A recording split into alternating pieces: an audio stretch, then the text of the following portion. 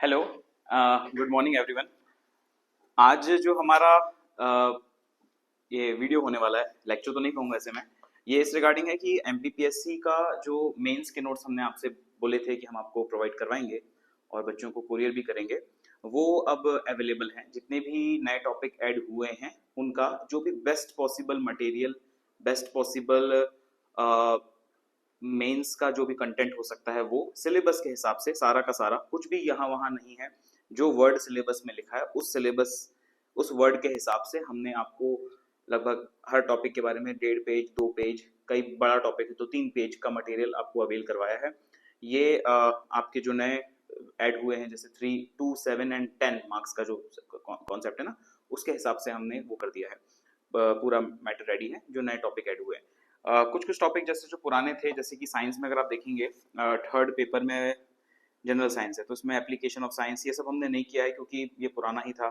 एक टॉपिक नया है एथनोबायोलॉजी, इससे रिलेटेड हमने 11 पेज का एक मटेरियल बनाया है।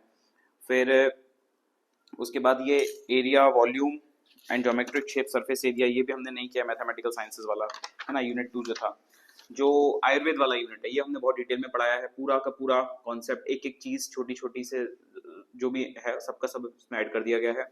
देन यूनिट नंबर 4 एनसीएपी, जितना भी नेशनल हेल्थ प्रोग्राम वगैरह है ये सारा ओके। देन इसमें कॉन्सेप्ट ऑफ एनवायरनमेंट जो 5th यूनिट है, ये हमने नहीं बनाया है क्योंकि इसको हम लोग यूट्यूब से पढ़ाएंगे। इसमें बस एक ही कॉन्सेप्ट नया है, जना पदोवंश है ना, जो आयुर्वेद से रिलेटेड है कि किस तरह से एपिडेमिक्स वगैरह आते हैं। तो अभी कोविड एपिडेमिक आया तो उसका हम एंशिएंट साइंस में हम उसका क्या एविडेंस देखने को मिलता है, तो उसका आंसर ये रहेगा। तो ये हम एक बार यूट्यूब से पढ़ा देंगे क्योंकि इसमें बाकी जो चीजें हैं वो बहुत ओपन है, कुछ ऐसा खास नहीं है अलग से कि आपको कुछ मटेरियल इसका नहीं मिलेगा। सॉलिड वेस्ट मैनेजमेंट दिया है, रोल ऑफ ट्राइब्स भी हम डेफिनेटली पढ़ा देंगे आपको, ये भी एथनोबायोलॉजी से रिलेटेड है काफी हद तक। और फोर्थ पेपर पे हमने काफी मेहनत की है। फोर्थ पेपर में पार्ट ए तो लगभग वैसा का वैसा ही है, कुछ यूनिट्स को छोड़ के है ना। जैसे सेकंड यूनिट नया है, ह्यूमन बिहेवियर वाला पोर्शन नया था, फोर्थ यूनिट वैसा का वैसा ही है। और जो एंटरप्रेन्योरशिप वाला यूनिट है, इसमें हमने नया, जो हमारा पिछले बार छूट गया था, जो हमने काफी बच्चों को नोट्स भेजे थे, वो हमने इसमें नए ऐड कर दिए हैं। जैसे कि हमने इसमें decision making, motivation, leadership, communication, unit 2 की बात कर रहा हूँ। फिर यूनिट 3 में आपका administration, management of plurality, challenges in public administration. Disaster management हमने नहीं किया क्योंकि वो पिछले बार के सिलेबस का ही पार्ट था। फिर इसके बाद opportunities and challenges in public administration है ना, ये सारा टॉपिक भी। और जो लास्ट यूनिट था इसमें लर्निंग फ्रॉम फेलियर, फिर implementation government programmes, then approach. ये बहुत अच्छा टॉपिक डाला है कि क्या आप इन मुद्दों के बारे में क्या जानते हैं, जैसे कि सिविक सेंस क्या होता है, लॉयल्टी टू इंस्टीट्यूशन क्या होता है, वोटर अवेयरनेस क्या है, नाइट कल्चर क्या है, वैल्यू बेस्ड लाइफ क्या है, लीगल अवेयरनेस प्रोग्राम क्या है। बढ़िया इंटरेस्टिंग टॉपिक डाले हैं। तो ये सारे टॉपिक अब हमने रेडी कर दिए हैं और अगर आप हमसे ऑर्डर करना चाहते हैं तो आपको मैंने बताया था कि आप हमारे ईमेल एड्रेस पे भेज सकते हैं, नहीं तो फिर आप हमारा कॉन्टैक्ट नंबर भी मैं मेंशन कर दूंगा नीचे, आप हमारे कॉन्टैक्ट नंबर पे डायरेक्टली व्हाट्सएप मैसेज कर सकते हैं। थोड़ा सा और आसान कर देते हैं इस प्रोसेस को कि आप व्हाट्सएप पे मैसेज कर सकते हैं डायरेक्टली और हम वहाँ से आपसे कम्युनिकेट करके आपको नोट्स वगैरह अवेल करवा देंगे। ओके, तो नोट्स अगर कोई आप सोच रहे हो कि ज़रूरत है कि नहीं है, तो मैं आपको बस इतना कहना चाहूँगा कि देखिए अभी आपका जो प्रीलिम्स है वो है आपका 23 जून को है ना। तो अगर आज हम पकड़ते हैं, अप्रैल का महीना चल रहा है, अप्रैल कितना है आज, 21 है ना, 21 22। सो अगर आप अप्रैल पूरा और मई का भी 10 मई तक, ये 10 मई तक, इस टाइम तक भी मेंस की तैयारी करते हैं अच्छे से डिटेल में, और प्रीलिम्स के बारे में आप उतना टेंशन नहीं लीजिए। और 11 मई से लेके आप 23 जून तक लगभग 1 महीना 15 दिन उसके आसपास आप सिर्फ और सिर्फ प्रीलिम्स की तैयारी करिए। इस केस में आपको सिर्फ ये करना है कि जितने भी पुराने क्वेश्चंस हैं वो आपको करने हैं, आपको रिवाइज बहुत ज़्यादा करना है, चीज़ों को बार बार रिवाइज करते जाना है। नया सीखने का बहुत ज़्यादा वो नहीं है, सिलेबस भी स्टैटिक है, प्रीलिम्स में बहुत ज़्यादा सिलेबस चेंज नहीं हुआ है। हाँ, पर यह है कि हम अक्सर क्वेश्चन सॉल्व नहीं करते, हम लोग देखते हैं कि हम रिवाइज करते रहते हैं।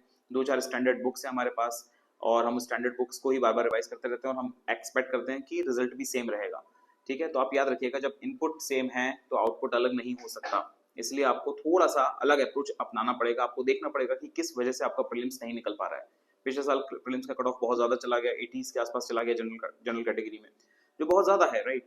तो ऐसे केस में आपको बस ये याद रखना है कि आपको जो आपका रिवीजन होना चाहिए वो बहुत ज्यादा होना चाहिए। तो अगर आप अभी भी थोड़ा सा 3-4 घंटे प्रीलिम्स को दे रहे हैं तो उतना देते जाइए, मेंस को आप देते जाइए, क्योंकि नए टॉपिक बहुत सारे ऐड हुए हैं। हमें लगभग हमने सोचा था कि बाय अप्रैल 15 तक हमारा हो जाना चाहिए, पर उसके बावजूद भी कुछ फैमिली रिस्पॉन्सिबिलिटीज की वजह से, बहुत सारी चीजों की वजह से हम लोग डिले हो गए। और डिले इसलिए भी हो गए क्योंकि सिलेबस बहुत ज्यादा है, एक्सटेंट इतना ज्यादा है सिलेबस का कि आपको आप किसी टॉपिक को छोड़ नहीं सकते। दूसरी बात यह है कि सब कुछ मेंस का ही लेखा जोखा है, जो भी आपको स्कोर करना है वो मेंस के स्कोर पे करना है। प्रीलिम्स में तो कोई मैटर भी नहीं करता क्योंकि वो उसका मार्क्स काउंट नहीं होते हैं। तो आपको बस ये देखना है कि जितना भी सिलेबस दिया हुआ है, कई लोगों ने मेरे से पूछा कि सर आपका जो नोट्स है ना वो बहुत कम है ना, उसमें जो आना चाहिए। मैं हमेशा से जानता हूँ कि कम रहेगा तो याद करना आसान है ना। अगर मैं सबके बारे में 5-5, 10-10 पेज डाल दूं आपको, कि आपके पास इतना टाइम रहेगा कि आप अगले 2-3 महीने में इतना याद कर पाएंगे, या एटलीस्ट एक बार पढ़ लें। तो हमें पहली रीडिंग हमारी कर्सरी ही रहेगी, मतलब बेसिक उस पर्टिकुलर टॉपिक के अंदर क्या क्या है। जैसे कि फॉर एग्जांपल नाइट कल्चर एक टॉपिक ले लीजिए, नाइट कल्चर दिया हुआ है, सिविक सेंस है। तो सिविक सेंस का मतलब क्या होता है, क्यों ये जरूरी है, सिविक सेंस नहीं रहता तो क्या रहता है, किस कंट्री का सिविक सेंस के एग्जांपल्स बहुत अच्छे माने जाते हैं, Japanese people are very well known for their civic sense. तो ये सारी चीजें क्या है, हम कैसे इनकलकेट कर सकते हैं, और सिविक सेंस अच्छे होने से अपॉर्चुनिटीज क्या क्या ओपन होती है हमारे लिए। तो आपको ये सारे टॉपिक मैंने इसी फॉर्मेट में बना रखे हैं कि ये एग्जैक्टली क्या है, क्या बेनिफिट है, क्या नुकसान है, वगैरह वगैरह। उसमें लैंग्वेज आपको बहुत ही ज्यादा सिंपल देखने को मिलेगी, ल्यूसिड लैंग्वेज है। अब अगर आपको एक बार एक बेसिक कॉन्सेप्ट समझ में आ गया, आप इसमें से कीवर्ड्स अंडरलाइन कर लीजिए कि ये सारे कीवर्ड्स हैं। अब आपको अगर कोई 2, 7 या 10 मार्क्स का कोई भी सवाल है तो आप बता सकते हैं कि भाई सिविक सेंस क्या है। ओके, इसी तरह एक्सटेंट आपको ज्यादा रखना है, डेप्थ पे बहुत ज्यादा फोकस मत करिए अभी, एटलीस्ट पहले अटेम्प्ट में तो नहीं करिए। क्योंकि देखिए एमपीपीएससी भी नया टॉपिक डाला है। अगर आपको 2020 का प्रीलिम मेंस का एग्जाम याद होगा, तो 2020 का मेंस का एग्जाम बहुत ज्यादा टफ नहीं आया था। ओके, सिर्फ साइंस का पेपर थोड़ा सा कुछ नए क्वेश्चन थे, हिस्ट्री का पेपर आसान था, पॉलिटी का पेपर आसान था। साइंस के पेपर में वो लुईस एसिड वगैरह क्वेश्चन आ गए थे, वो लोगों को लगा रहे कुछ नया आ गया, पर वो बहुत कॉमन चीज थी, कुछ ऐसा नहीं था। तो वो एमपीपीएससी का जब सिलेबस बदलता है, इनफैक्ट किसी भी पीएससी का सिलेबस बदलता है, तो जो बनाने वाले रहते हैं वो बहुत ज्यादा डेप्थ में नहीं जाते, सब्सिक्वेंट अटेम्प्ट के साथ वो डेप्थ में जाते हैं। 2023 का मेंस का पेपर देखिए, हिस्ट्री का पहले के 15 क्वेश्चन में तो हवा नहीं लग रही है कि क्या पूछा गया है। ओके, इतना टफ बना दिया उन्होंने। तो पीएससी की फितरत है कि वो आपको पहले पेपर में बड़ा डराती है। तो आप सेम ट्रेंड इस बार भी उम्मीद कर सकते हैं कि इस बार जो पहला पेपर रहेगा उसमें वो आपको डरा देगी कुछ ना कुछ करके, क्योंकि उनके पास इनॉर्मस अमाउंट ऑफ इंफॉर्मेशन, और हिस्ट्री को ऐसे कवर करना बहुत ही ज्यादा मुश्किल है, राइट। तो जो बेसिक चीजें जैसे कि इंडियन हिस्ट्री आप अच्छे से कवर कर सकते हैं, मध्य प्रदेश में जितने भी फ्रीडम फाइटर्स हैं उनकी हिस्ट्री, मध्य प्रदेश में फ्रीडम स्ट्रगल, वो पूरा अच्छे से आप कर सकते हैं। World heritage site Madhya Pradesh की स्पेसिफिक है, वो आप कवर कर सकते हैं। मध्य प्रदेश का कल्चर, आर्ट एंड कल्चर आप कवर कर सकते हैं। तो ये सारी चीजें स्टैटिक हैं। यहाँ पे अगर आपको मेंस रखने को, अगर और कोई चीज अगर टफ आ रही है तो उतना लोड नहीं लेना है, क्योंकि वो हर किसी के लिए टफ है। बात यह है कि अगर आपके पास सिलेबस के हिसाब से पूरी चीजें बनी रहती हैं तो आपका मेंटल लेवल पे ना आप थोड़े रिलैक्स रहते हो कि हाँ यार मेरे पास मटेरियल अवेलेबल है। एंड ये मटेरियल मैंने क्यों बनाया है उसका एक रीजन इंपॉर्टेंट ये है। कुछ एक आध साल पहले की बात है, मैं इंदौर गया था और मैं वहाँ पे मार्केट में देख रहा था कि कौन कौन से नोट्स अवेलेबल हैं, क्या है। और इंग्लिश मीडियम के वजह मैंने नोट्स देखे तो मैं परेशान हो गया, क्योंकि क्वालिटी बहुत ही ज़्यादा कॉम्प्रोमाइज्ड मुझे दिखी। अ, अ, किस फैकल्टी ने बनाए थे मुझे नहीं पता, पर क्वालिटी में मुझे बिल्कुल बिल्कुल भी पसंद नहीं आए। कुछ भी कहीं से कुछ भी लिखा हुआ है, सेम चीज़ को रिपीट किया जा रहा है अलग अलग फॉर्मेट में, और वो बस नंबर और साइज बढ़ाई जा रही है कि हाँ ये 200 पेज की हमने कॉपी बना दी 1 यूनिट के लिए। तो मुझे वो चीज़ बिल्कुल नहीं अखरी। तो मुझे हमेशा ये समझ में आया कि मैं कम बनाऊं, कम यूनिट्स का बनाऊं, कम कंटेंट, कम पेजेस का बनाऊं कंटेंट, बट सॉलिड रहे कि सामने वाले को अगर इतना याद कर लिया तो उसको पूरा मुद्दा समझ में आ जाए, कि वो 10 मार्क्स वहां से उठा के लेके आ सके। 10 मार्क्स का अगर आंसर आ जाए तो सामने वाला लिख सके, क्योंकि आपको जो 7 और 10 है उसका वेटेज भी ज्यादा है उस क्वेश्चंस के, है ना। तो क्योंकि 2 मार्क्स में तो आप इवेंचुअली कम नॉलेज के बेसिस पे भी लिख सकते हैं, पर जब 7 और 10 की बात आती है तब आपको थोड़ा सा ज्यादा एक्सटेंशन नॉलेज चाहिए। तो अगर जैसे मैं आपको एक सैंपल में दिखाता हूँ, जैसे हम ये एंटरप्रेन्योरशिप वाला यूनिट है ना, इसमें एंटरप्रेन्योरशिप में आपका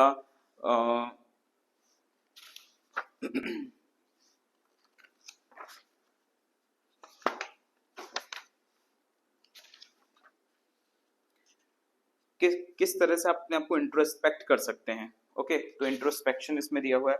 opportunities to learn from failure, तो फेलियर से कैसे आप सीख सकते हैं, उसमें मैंने आपको कुछ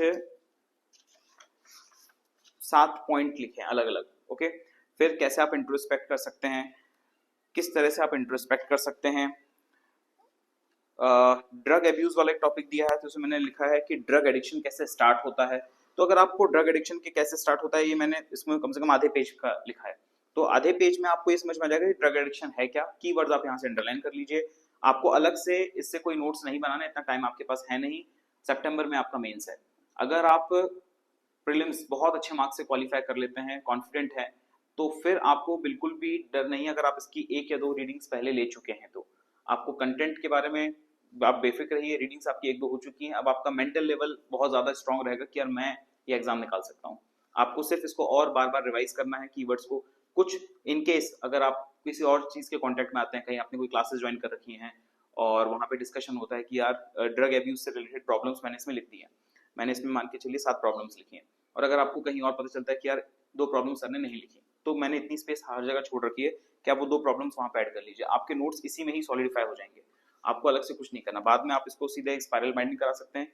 ये अलग अलग यूनिट के फॉर्मेट में भी आपको दे रहा हूँ, साथ में स्पाइरल बाइंडिंग करके एक आपका प्रॉपर 5 यूनिट का बन गया। जब आप पेपर देने जाए, इन 5 यूनिट्स को बार बार रिवाइज करते जाइए, सारा कॉन्सेप्ट आपका यहीं से हो जाएगा। ओके, आपको बिल्कुल डरने की जरूरत नहीं है, क्वालिटी मैं इंश्योर करता हूँ। ठीक है, सो अगर आपको नोट्स ऑर्डर करने हैं तो नीचे आपको मोबाइल नंबर मिल जाएगा, आप उस पर व्हाट्सअप कर सकते हैं, और प्राइस लिस्ट वगैरह भी हम आपको वहीं मेंशन कर देंगे। कोरियर के चार्जेस वगैरह हम आपसे नहीं लेंगे, हम आपको कोरियर फ्री ऑफ कॉस्ट कर देंगे, उसी में इंक्लूडेड है कॉस्ट इनफैक्ट। ठीक है, so thank you for watching, and I hope जितने लोगों ने ऑर्डर किया है उनको नोट्स पसंद आ रहे हैं, और जो उनका पोर्शन छूट गया है मैं उनसे कांटेक्ट कर रहा हूँ अभी, तो वो जो नया पोर्शन जो ऐड हुआ है इसमें, जो मैंने बना लिया है, वो आप ऑर्डर कर सकते हैं। ठीक है, thank you for watching this video.